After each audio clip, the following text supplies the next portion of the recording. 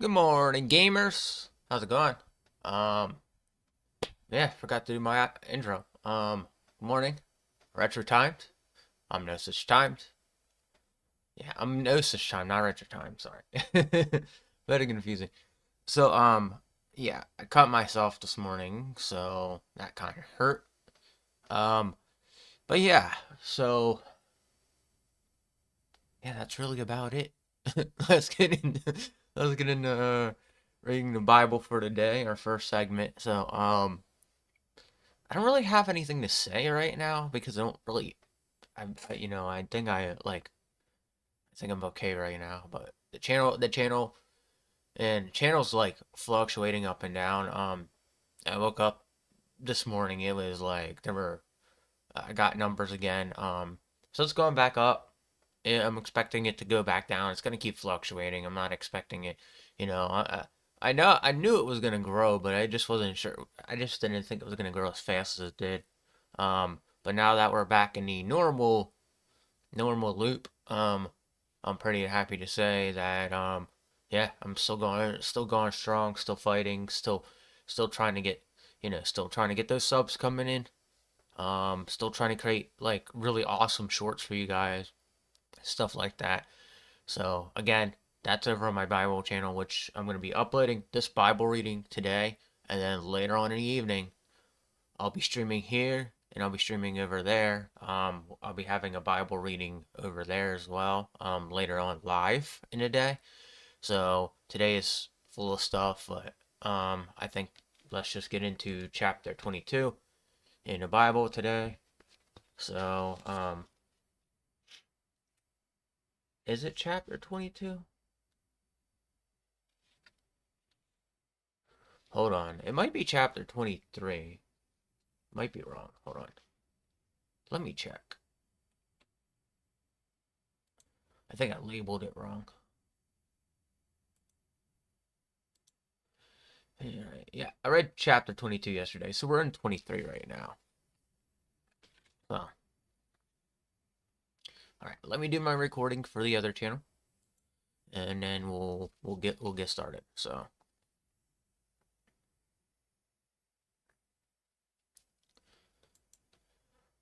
alrighty, everybody. Welcome to Nosaj Time Domain. I'm Nosaj Time. And we're gonna read chapter 23 today, and then afterwards we're gonna talk.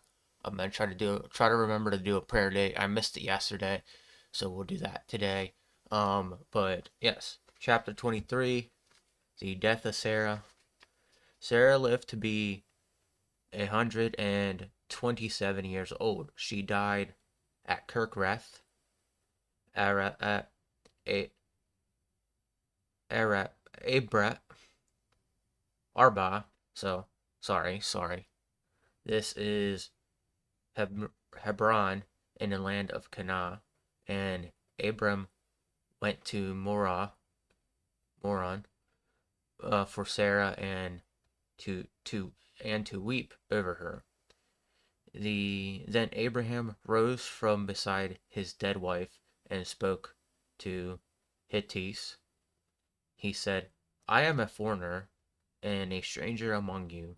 Sell me some property for a burial site here so I can now bury my dead. The Hittites replied to Abram, Sir, listen to us. You are a mighty prince among us. Bury your dead in the choicest of our tombs. None of us will refuse you his tomb for burying your dead. Then Abraham rose and bowed down before the people of the land. The Hittites, he said to them, If you are willing to let me bury my dead, then listen to me. And he interceded with Ephron, son of Zorah, on my behalf, so he will sell me the cave of Machpelah, which belongs to him, and it is the end of his field. Ask him to sell it to me for the full price as a burial site among you. Ephron, the Hittite, was sitting among his people, and he replied to Abraham in the hearing of all the Hittites who had come to the gate of the city. No, my lord, he said, listen to me. I give you the field, and I give you the cave. That is it. That is in it. I give it to you, and I give it to you in the presence of my people. Bury your dead. Again, Abraham bowed down before the people of the land, and he said to Ephron in their hearing, listen to me. If you will, I will pay the price on the field. Accept it from me so I can bury my dead there. Ephron answered Abraham, listen to me, my lord. The land is worth 400 shekels of silver, but what is that between you and me? Bury your dead. Abraham agreed to Ephraim's terms and weighed out for him the price he had named in the hearing of the Hittites, 400 shekels of silver, according to our weight, current among the merchants. So Ephron's field of Machpelah near Mamre, both the field and the cave in it, and all the trees within the borders of the field, was deeded to Abraham as his property in the presence of the Hittites, who had come to the gate of the city. Afterwards, Abraham burned his wife Sarah in a cave in the field of Machpelah near Mamre, which is at Hebron in the land of Canaan. So the field and the cave in it were deeded to Abraham by the Hittites as a burial site.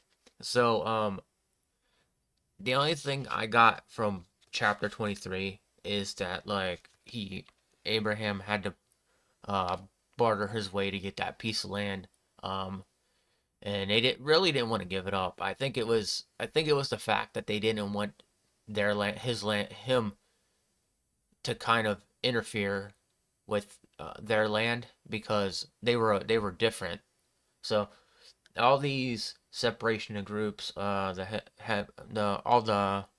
different names of clans within the Bible, they all have separation of land, and that's what this was talking about. And Abraham just went and bought even more land from one of the groups around him. Um, so that's really all I got from this. There wasn't much to this chapter. Maybe there was, and I wasn't really, I didn't really grasp it. And there's a lot in here that you knew it's supposed to teach you lessons, but that chapter didn't really teach me too much of a lesson. But he bought land, and maybe that's really about it. Maybe all he did was buy land. So, but yeah, that's about it for chapter 23 today. So keep an eye out for 24, 25. That'll be back in the stream. So if you can't find it, check one of my live streams and you'll see it later on today. But that's about it for me. So if you like this here, well, let me pray before I go here. So Lord Jesus Christ, I am praying to you right now, for everybody to have a good day and be blessed in your light, Lord.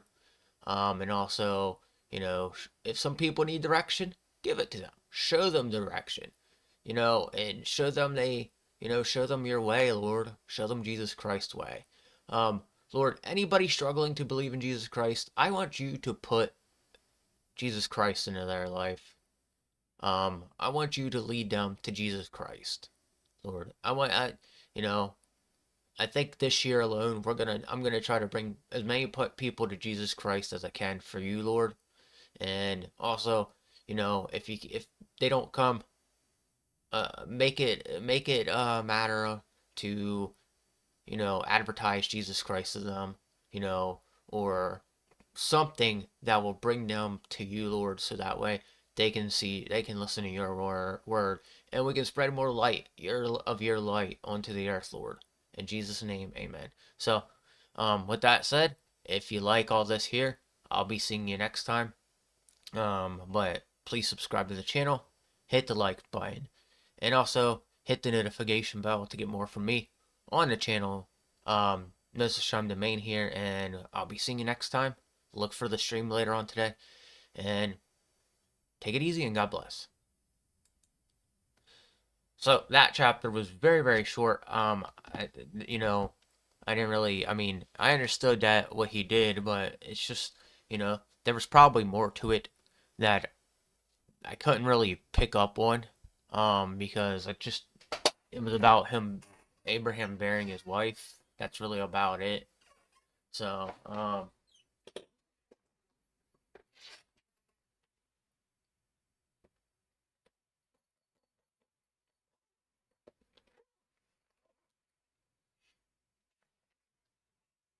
right, we're gonna get to the gaming news here soon.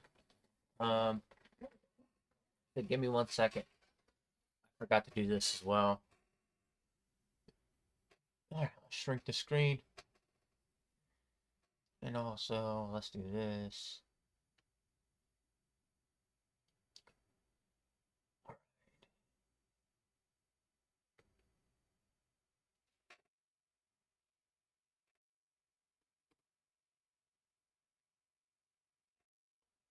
Oh, there we go.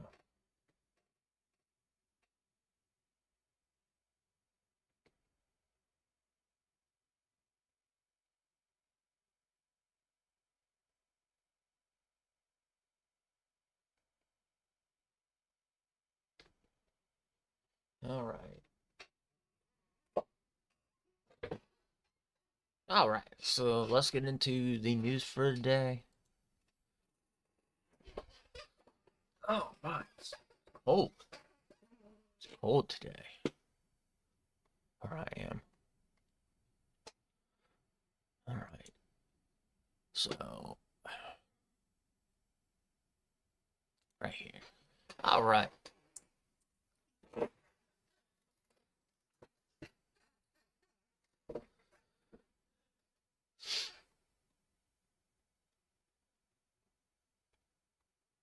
So we're gonna read this. Xbox Game Pass confirmed when Grand Theft Auto is leaving. Grand Theft Auto 5 is leaving. So right now, Grand Theft Auto 5 is on Xbox Game Pass.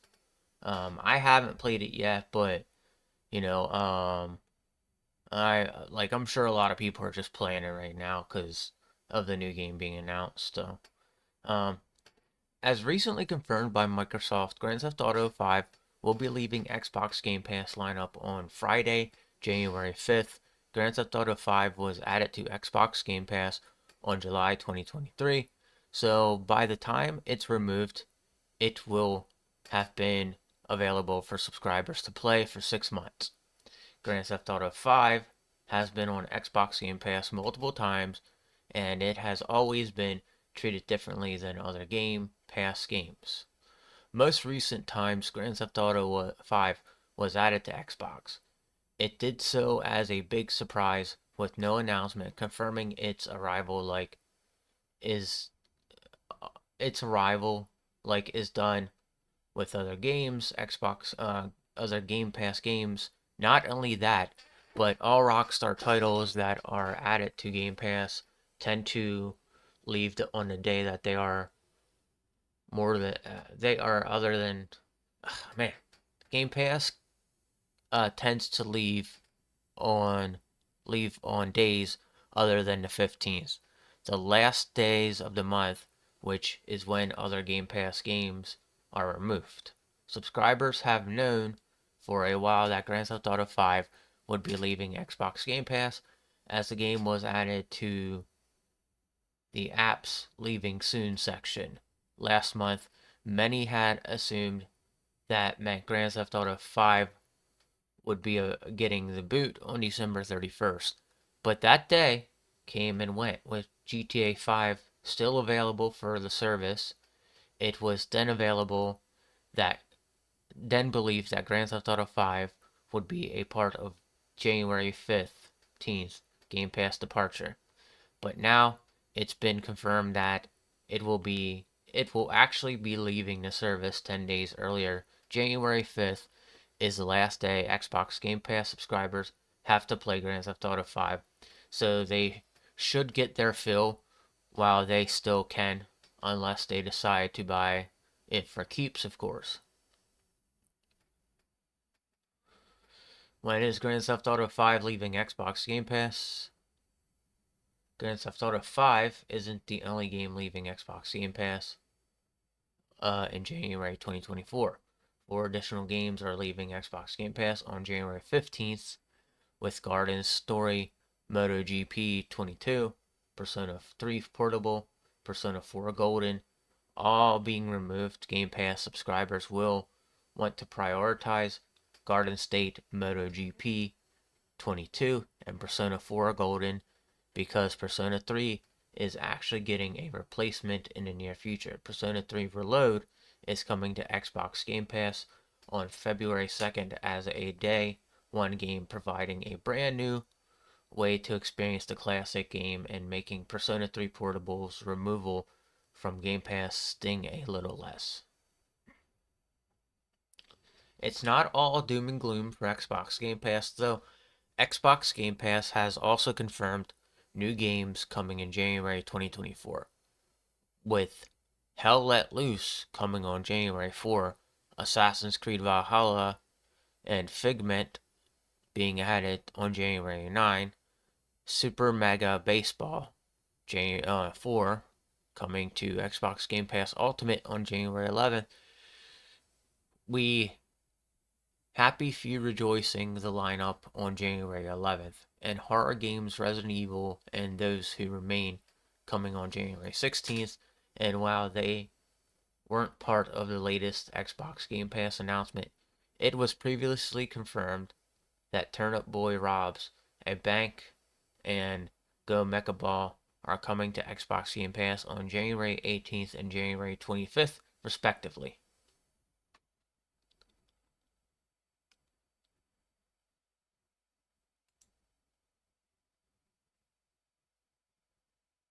Whoops. All right.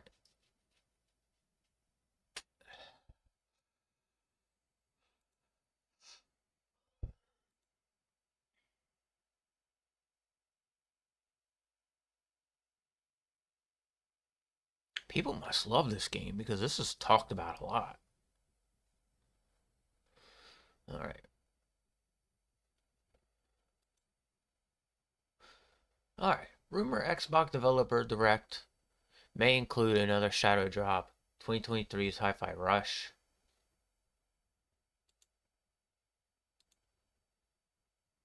I actually still want to play this game too. Heard it was really good. Recent rumors indicate that the upcoming Xbox Developer Direct event could also contain a game that is being prepared to shadow drop either during or after the show, similar to what Microsoft did with Hi-Fi Rush. Companies looking to make waves with upcoming releases have restored the shadow drops, a process involving announcements and immediately releasing, have restored to the shadow drop, a process involving an announcement immediately releasing the game like a mastered version of Quake 2. Not only does this help publicity and marketing efforts, but it generates excitement from fans who may want to check out a new experience. While not only terribly common, there are plenty of high-profile examples where launching out of the recent blue has certainly helped, including online free-to-play experiences like Apex Legends and Finals. And the finals, last year Microsoft held a special developer direct showcasing a number of Xbox first-party titles like Redfall, Forza Motorsports. Though the surprise that show was The surprise of the show was Hi-Fi Rush, a rhythm-based action game from Tango Gameworks, a studio primarily associated with horror games like Evil Within. Hi-Fi Rush certainly surprised fans. The bigger announcement was that the game was ready for launch and could be played after the showcase. The shadow drop for Hi-Fi Rush was certainly a successful one, helping the game to achieve publicity it may not have been able to be to it may not helping the games are achieve publicity it may not have been well able to under a normal launch. In fact, the Hi-Fi Rush release was so successful that Microsoft appears to be readying another game for the same treatment. Sometime this month, if a new rumor from a popular Spanish YouTuber named Exhibists is to be believed. While nothing official has been mentioned as of yet, it is believed that Microsoft is holding another Xbox developer direct sometime in January 2024, with new presentations set for upcoming first-party titles. Xbox Developer Direct Shadow Drop rumor details. According to Exhibists, they heard that in addition to Xbox Showcase for games like Hellblade 2 and Towerborn, the showcase could also contain a new Shadow Drop announcement for a game that will be launching during the show or in the coming weeks. The YouTuber isn't certain as to whether this will be exactly like it was for Hi-Fi Rush, but it's very least what they're hearing that it could be very similar with a game getting a release date that is very close to show date, if not during it. The most recent example of a successful shadow drop was earlier in December when the online competitive shooter The Finals officially launched during the Game Awards 2023. While the game enjoyed a successful beta period, the official release came out of nowhere, giving all players a chance to check out what all the excitement was about. Either way, the Shadow Drop decision was a good one, as the finals has already hit a massive player milestone just 15 days after it officially seeing 10 million players try out the free-to-play title. So there's that. Oh my.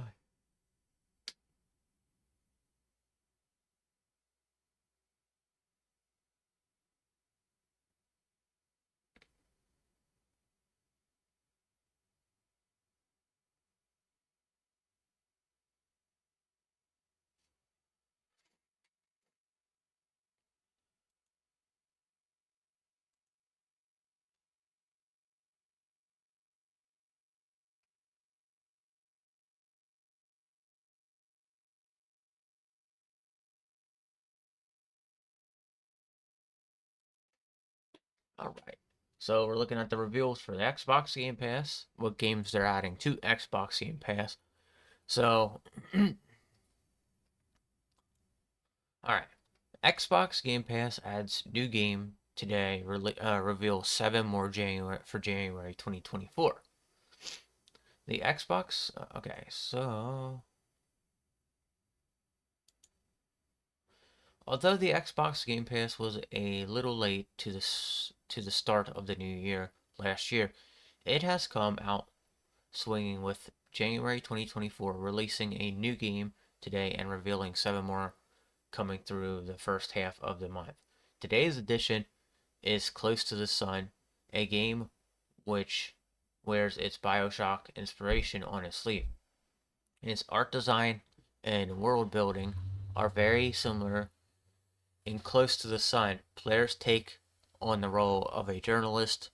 Rose Archer set out to find her sister aboard the Helios, a purported haven for the greatest scientific minds in the world, turn sinister. Prior to this announcement, Xbox Game Pass only had 2 games confirmed for January 2024. Turnip Boy Rob, a bank, hits the service on January 18th, likely featuring gameplay similar to the last Turnip Boy, little which means a mashup of a roguelike and classic Zelda gameplay. The second game is Go Mechball, joining on January 25th, and it is an interesting genre mix of roguelike gameplay, twin stick shooter, and pinball style physics. Joining the 3 aforementioned titles this month is Hell Let Loose, Assassin's Creed Valhalla, Figment, We Happy Few, Resident Evil 2, Those Who Remain, Super Mega Baseball 4. The latter is available from EA Play via Xbox Game Pass Ultimate. Obviously, there are some major titles here that need no introduction, such as Assassin's Creed Valhalla, Resident Evil 2, but the rest are up to par as well. Hell Let Loose is a large-scale, realistic first-person shooter set in World War II, and Figment is an action-adventure game where players must find lost courage aimed a surreal, whimsical, and multi-layered universe. So here are all the games that are coming in for January. I don't know if this is the full list, but I know they sneak games into us. So if you're interested, so Super Mega Baseball has a simple concept that has been met with great reviews. We Happy Few is an action adventure game set in a retro-futuristic 1960s England that brings together a unique storyline. And Those Who Remain is a psychological horror game where players must survive the night. All in all, Xbox Game Pass appears to be kicking off the new year with a bang, and it sounds like more information could be coming. Fans know, of course, that there should be a second wave of games coming midway through the month, but there are also rumors of a new Xbox Direct taking place sometime this month. Pre-pure Xbox. So if fans can expect news on Xbox exclusive like Avowed, but the rumors also suggest that there could be a shadow drop akin to Hi-Fi Rush last year. Either way, a new year means new games, including new releases and additions to Xbox Game Pass. If this wave is any indication, it's going to be a great year.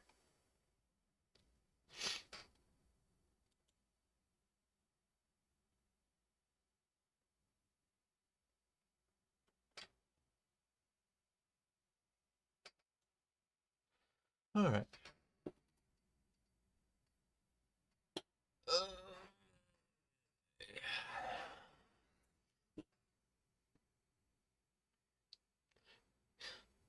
People have weird names on the internet. Like this guy here.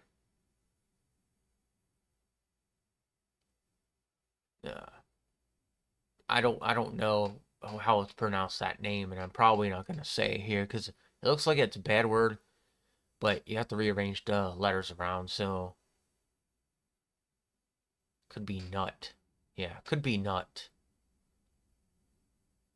But some of these streamers and some of these YouTubers have like these really, really weird names, and I never understood the point of having like a super outlandish name, you know? And then there's people like me and the people that were in my chat last night that have normal names that are okay. But when you do a super over the top name with some vulgarity in it, it's just weird, man.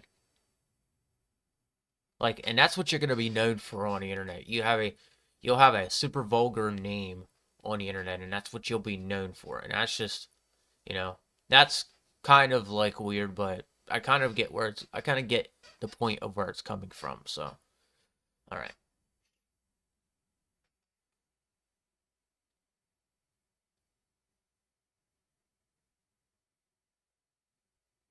So we have another Disney horror film coming out. That's weird.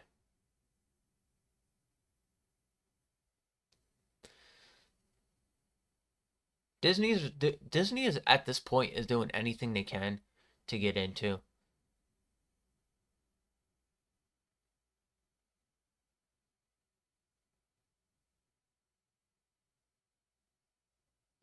Yeah, they're doing anything they can to get into the loop again and be on top. And you know, a lot of people still appreciate Disney, but there's a part of it that's just like being unappreciative. That like, I think some of the people that loved Disney at one point, I think they're just outgrowing it now, and Disney's like freaking out because we're not in a time anymore where Disney's like kind of like brand new or anything like that. We're past the age of brand new. It's you know, and people are like now kind of bored with it.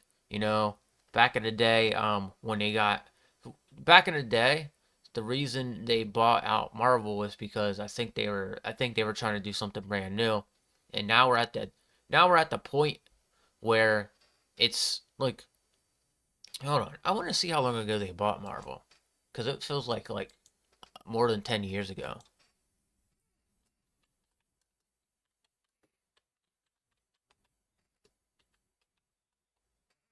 All right, so they bought Marvel in 2009, which was, yeah, that's over 10 years ago. So when did Disney buy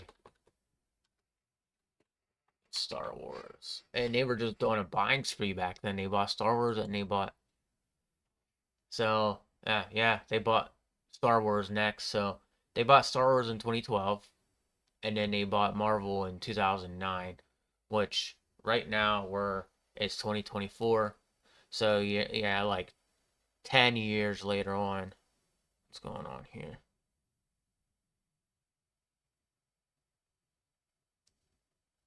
I still have random people calling my phone. Um, I don't know why though.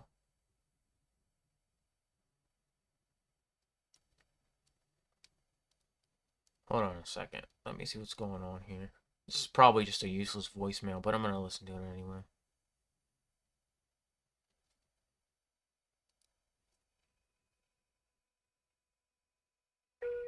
Hello, this is Spectrum regarding a pending service interruption of the account belonging to Jason Dummett. Please call us immediately at 866-914-58. Yeah, I gotta get to that today, so I'll be doing that today. So yeah, right. Yeah, the yeah, Disney bought Star Wars.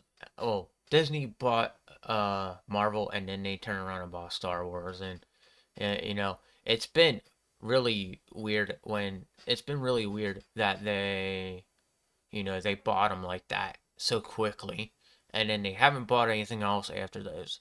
And what they did to those was they destroyed those for a lot of people, and a lot of people who loved it just was like, oh, all right, Disney's not buying it. And it's weird because the moment Disney bought Star Wars and the moment Disney bought Marvel, everybody was like, oh no, not this.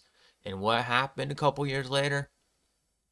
It's it's been like one of those things that like everybody's just like, well, now we all have seen what we said become true, because people knew the moment that Disney got a hold of something, Disney was gonna like really really change it up and make it look bad. And that's where we are today. We're at a point now where like it's just Disney really did a number to this, and it's been, yeah, it looks really really bad for Disney and what Disney did to it. So, um, but yeah, that's wrong thing.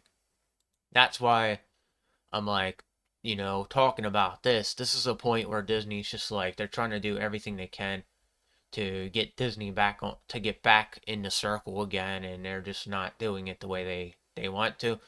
So they're doing every attempt to get back into the circle, which includes making horror stories out of all the original like things they did. So, um, It's weird because now they're officially making like rated R films and all that. Before before that they weren't actually like making rated R films. Uh, Upcoming co-op title, horror title.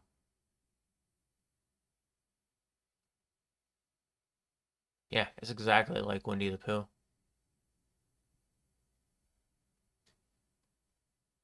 Yep, it's expecting that. All right. All right. Let's see.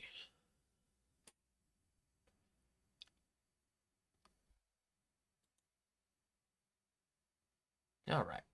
Rising out of PS Now ashes, Sony's new PlayStation Plus rolled out its 2022, and it has been a reasonable success by all accounts. Split into three tiers, the services extra and premium subscriptions grant users access to hundreds of games covering a wide spectrum of genres yearning for a fright. PS Plus has plenty of horror delights. Want to play with a friend? Local co-op options are not lacking. So, unsurprisingly, role-playing games are not an expectation exception, and that includes Western and Japanese projects. PlayStation Plus has action turn-based shooters, open world, and tactical RPGs. There should be something for just about everyone. As the services library is so vast, there is a rundown of the best RPGs on PS Plus Extra, along with a few genre classics there are available as a part of the premium tier. Disco Elysium is unlike pretty much any other PS Plus RPG, and this uniqueness might put off some people if they go in completely blind. However, the latter will result in a better experience since this is one adventure that should not be spoiled as much as possible. Basically, Za created a game that revolves heavily around dialogue, which acts as a replacement for a combat system. Players will spend most of their playthrough reading text or listening to the well done voice acting to the point that Disco Elysium can feel like a visual novel at times. Throughout these sections, players will regularly have to make choices that impact not only the overall story, but also the protagonist's personality and ideology. Garnering near universal praise, Sea of Stars is a throwback to yesterday's RPG that can stand alongside the genre's greatest of all time, offering launching directly on PS Plus Extra. The Sabotage Studio titles follows a duo of hero as on an adventure within their island, which proves to be fair, bigger, and more diverse than initially might seem apparent. Naturally, they take a few friends along the way who are more than happy to fight alongside them, and they need all the help they can get. Even though 16-bit pixel graphics games have been done to death, particularly when it comes to RPGs, Sea of Stars nonetheless manages to impress with its art style and visual. Sabotage indie project might have realistic AAA graphics, but it is still one of the 2023's most gorgeous releases. The turn-based combat system is tuned to encourage fast and strategic play, and it goes out of its way to ensure that every character feels important. Scarlet Nexus was a pleasant surprise as JRPG genre does not frequently produce new IPs with relatively big budget, particularly one that garners a positive respective. Bandai's games takes place in an alternative reality where empowered humans are tasked with fighting off threats known as others. Players can pick up from two protagonists, both of whom have different combat styles and storylines. Well, there is a fair amount of overlap throughout playthroughs are required to experience full story. The action RPG plays out a hack and slash game akin to something like Tales series. Throughout, players cannot swap between their party members, and the combat system is a fast-paced, flashy, and surprising deep, even if it takes a while to unveil all the mechanics. Narratively, Scarlet Nexus is also a success, and the game leaves enough room for a potential sequel. While it might not have the name recognition of Final Fantasy or Elder Scrolls, Scarlet Nexus is one of the best PS Plus extra RPGs.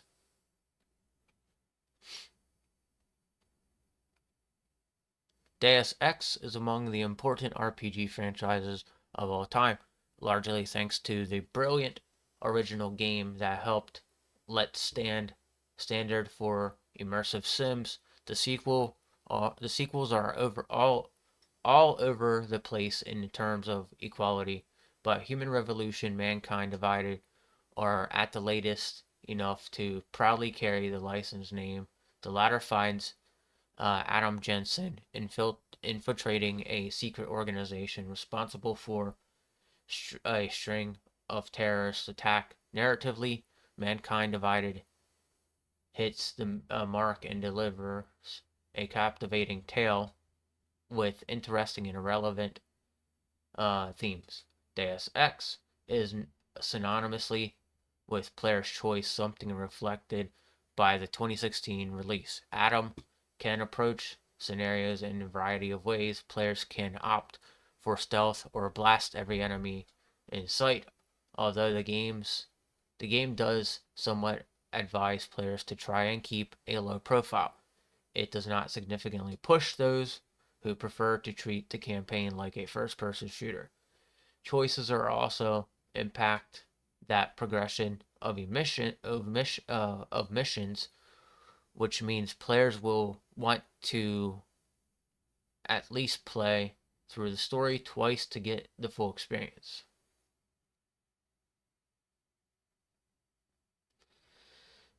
All right, and Capcom confirms that Dragon's Dogma will be debuting on March 22nd, 2023 on PS5, PC, and Xbox Series X, although not as well as the Dark Souls of Elder Scrolls.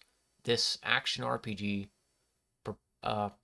property nevertheless has a loud and passionate fan base that never stopped hoping that a sequel could eventually become a reality. While it ended up taking more than a decade, the previews have been encouraging, and there is hope it will not only live up to expectations but even exceed them. For complete newcomers who are unfamiliar with Capcom's franchise, they should try out Dragon's Dogma Dark Horizon. While it is available on PS Plus Extra, expect for perhaps the PC version, the PS4 remaster is probably the best way to experience this modern cult classic, and many of its ideas will likely explore further in the upcoming sequel. Now, the game is rough around the edges and has fairly weak opening. Few hours of expectation should be tempered slightly to avoid disappointment. The story is nothing more than fine, and the open world can be frustrating until players reach the first major city. Wow, there's so many on here. For all its flaws, Dragon Dogma generally improves the campaign progress. It's this whole thing about how many are here? Hold on. We got a couple. Yeah, this whole article is long. Alright, so I just like to keep these articles very short. So if you want to browse this yourself, you're more than welcome to. I'm not gonna sit here and read it. I am gonna check something, so let me put this let me put this up for you guys. I'm gonna take care of something real quick. All right, let's see.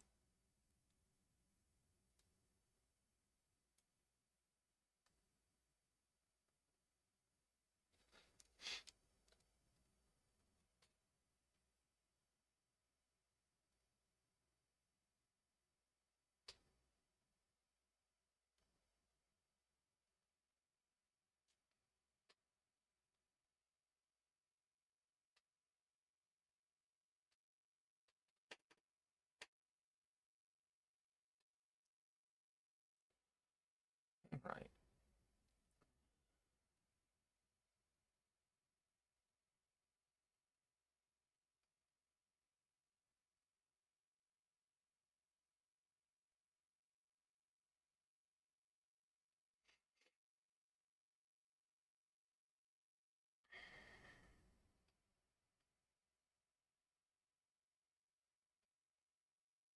Let's see if I can do this.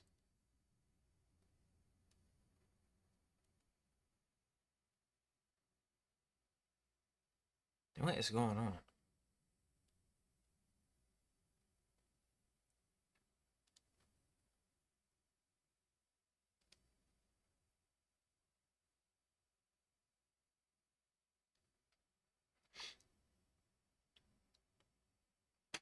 Next.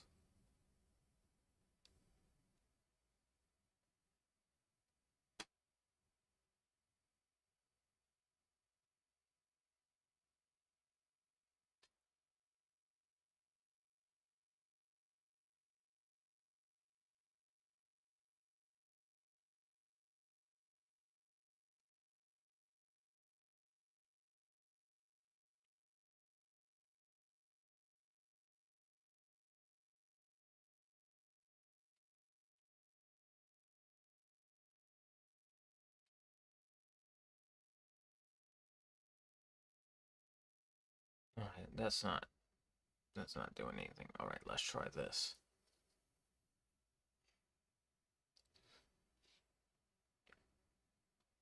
I'm gonna put some music on. I'm gonna put that music on for you guys because I might actually, if it goes to, if what I'm trying to do is going to take a little bit because I'm trying to take care of something, um, I'll try to come back. But here's some music for now.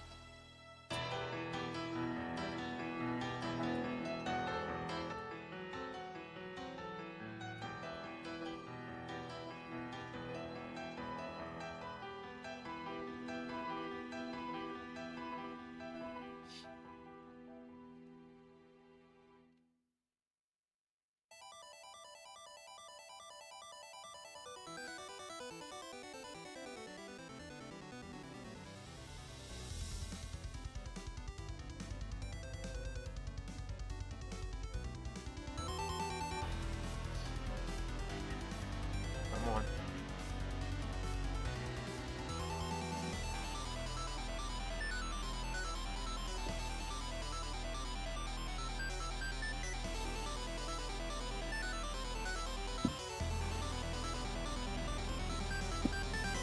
Man, what is going on with this today?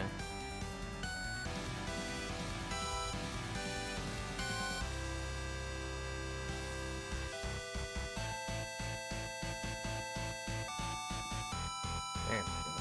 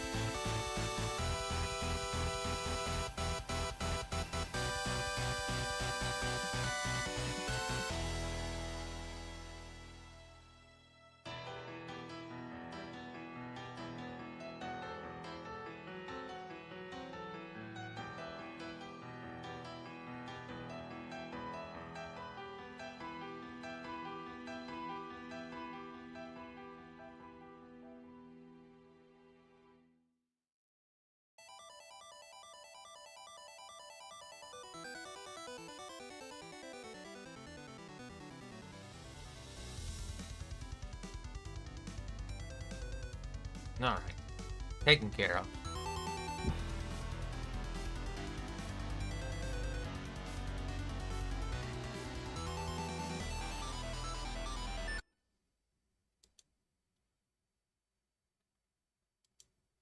All right, so we're back. I had to take care of something that, when I took that call, I had to take care of something. So I was like, I'm just gonna take care of it here real quick, and so we're back now. So let's continue on. Uh,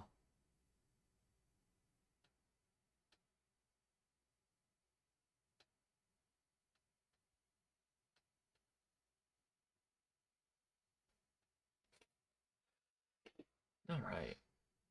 This is like something that you should know.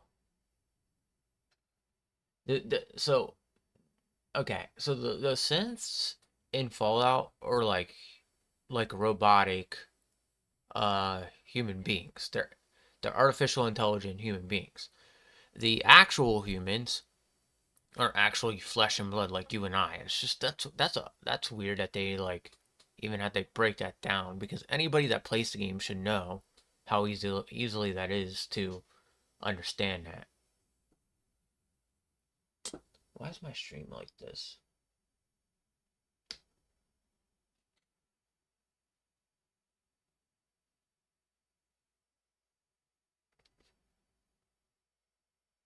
So yeah, anybody that plays Fallout should just definitely know that. But it's because we live in a world where people like that sometimes you can't tell if people are actually legitimately they you sometimes can't tell if people legitimately have like a really low IQ or something like that. And that becomes a bit of a problem and and that's why we see a lot of stuff on the internet that just like, you know, when you see it, it's like a train wreck that happened. You're like, stuff like that. So,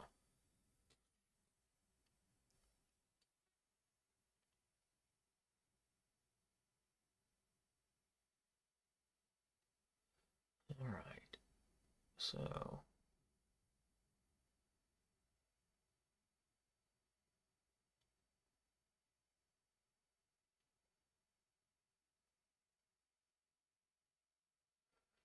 yeah, I'm not finding anything for the last minute. So, I think I'm just gonna sit here and talk, um, instead of like actually go out.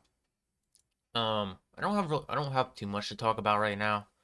Um, yeah. So, you know, um, how do I, what do I want to talk about?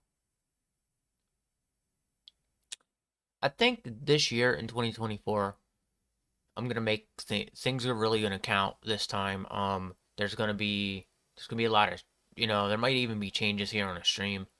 Um, for right now, I'm doing everything I can, but in the near future, I might actually amp it up a notch. Depending on how I roll with it 6 months from now. Now, when we go to my Bible channel, it's the one that actually has the most subscribers on it, and that's why like I just want to like I'm debating if I want to, eventually just do a daily stream of Bible stuff as opposed to like what I'm doing here. And it's a big question that I wonder sometimes should I start doing a daily Bible stream because over on my Bible channel I'm really doing well. I'm not gonna specify numbers because anytime I specify numbers, I feel like the numbers just people don't like seeing these numbers. But I'm doing this because this is something that I felt like I should have done. Um, and I'm reading the Bible every day to you guys because it's something that we all sort of need in our lives, whether it's very little or a lot. We can all use, it, a lot of people resort to doing different stuff. I want to say, and it's best to actually like try to build yourself up without getting into anything you feel like you're gonna need every day. You know, the Bible is the one thing we can use every day because it's reading, it's the Word of God, and it teaches us stories about how to be better at things, and teaches us that we really do need the Lord. It teaches us a lot of things, and when people are like literally like, well, I don't need that. You more than likely do need that. You're just arguing with yourself, saying you don't need it. When reality, the truth is, you probably more than likely do. Um, the biggest thing for me is that like the people that stop in or listen, I'm grateful for them, even if they have like little or horrible things to say about it, which is fine. That's the point of like building this kind of stuff. Um, but when I see like these people that come in and they try to like tell me to go read something or something else, it's like, what are you doing? That's what this channel's not meant for. That we're not gonna read Harry Potter on this channel or anything like that. You know, and I don't know why people compare Harry Potter to the Bible. That's just the most weirdest thing. I've witnessed that to be a thing amongst in my life, is seeing people compare Harry Potter to the Bible for some reason. It's just the most strangest thing I've ever seen. They always do it. They always compare Harry Potter to the Bible, and I don't know why, because there's no comparison to that story. There's no comparison at all. You know, you know, there's references in other games, but there's references in games, there's references in books. But the thing that really gets me is people treat Harry Potter like it's some like story for the times, that it's a story people need to follow. And what I'm in fear of, and this should be something everybody should be in fear of, is the fact that people have made it a story of our time, that it'll eventually end up being our next, being our next replacement, or like the next Bible of some sorts. And that's something I don't want to see. I don't think anybody else wants to see, but we keep making it like this glorified like book. And that's why like maybe that's why I don't like Harry Potter, because people glorify the hell out of the book and make it the most like incredible thing. But the reality, the truth is, the Bible is real, and people argue against it, and they're like, well, they put Harry Potter for some reason in replace, and I see that a lot. I see that a lot, and I don't understand it. I don't get it. I don't get how we can make Harry Potter into this glorified book like the Bible is, because the Bible is real and Harry Potter's not. Harry Potter is actually a fake story, based similar to World War II. I don't understand how like we can make Harry Potter an important book in our time and glorify it. And the Bible has been around a lot longer than Harry Potter, so I don't understand why people are trying to glorify a Harry Potter book over the Bible. Especially because the Bible has been around ages. Just taking like Hamlet. Hamlet's been around for ages, and stuff like that. Those kind of books have been known to be really like not, well, the Bible is a very important book, but these other stories that come out, and people sit there and they glorify them as if they're an important book. They're not an important book. You have to remember that. It might be an important book now, but later on in history, Harry Potter's going to be lost again. It's going to be lost, and a lot of people love it. A lot of people talk about it right now. And the thing that I fear the most is people turning it into a form of the Bible and replacing it with our Holy Bible at some point. Because the way people glorify Harry Potter is just something else sometimes. And it's amazing how like they'll glorify it, but the real book that we should be reading is the Holy Bible, not Harry Potter, to be honest. And that's the part of it that I don't get. I don't understand why anybody would try to be glorifying Harry Potter, to be honest. Like, it's just a story about a guy who, a fake story about a guy who, ended up becoming a witch at a school that doesn't even exist. And I know I can offend people with that, but I'm being honest with it. People glorify the hell out of Harry Potter, and it needs to stop. That's why, again, the game when it came out, we saw bad stuff happen with the Harry Potter game when it came out. So look at it this way: if you glorify the book, just remember God might be like, I don't like this, and smash his hand down on it because that's just how God works. So you have to remember, our Creator doesn't like certain things, and when you glorify things like Harry Potter over his book, yeah, that's gonna piss him off too. That's gonna upset him, and that's the problem with a lot of us is, we do things in the midst of upsetting our Lord, our Creator, and we make Harry Potter into like this God-given story that wasn't actually a God-given story to begin with. J.K. Rowling, she may have wrote a great story, but like it doesn't mean it has to replace the Bible or anything like that. That's the weirdest part about it is like, when you go and you take something like our Bible and make a replacement and try to replace it with something else, that is bad. That is absolutely bad, and that is why like I'm not even getting remotely close to a Harry Potter game story anymore. Like, you like it, that's fine, but you have to understand it is just a story. It's not like our Bible. You have to understand that. You can't glorify Harry Potter and be like, "Oh, this story, needs to go down as legend." Even though, you know, it's weird that it's taken the whole like it's weird that it's like so popular amongst the world now that I don't know what the heck happened, but for some reason that story became so popular. And I'm not a fan of Harry Potter, and it has nothing to do with me being a fan, but it's so glorified to the point where it doesn't make sense that it's glorified. It really doesn't. It really doesn't make sense that, Harry Potter was glorified to the level it is right now, you know? And I don't know what it is that people like about it so much because I don't understand it.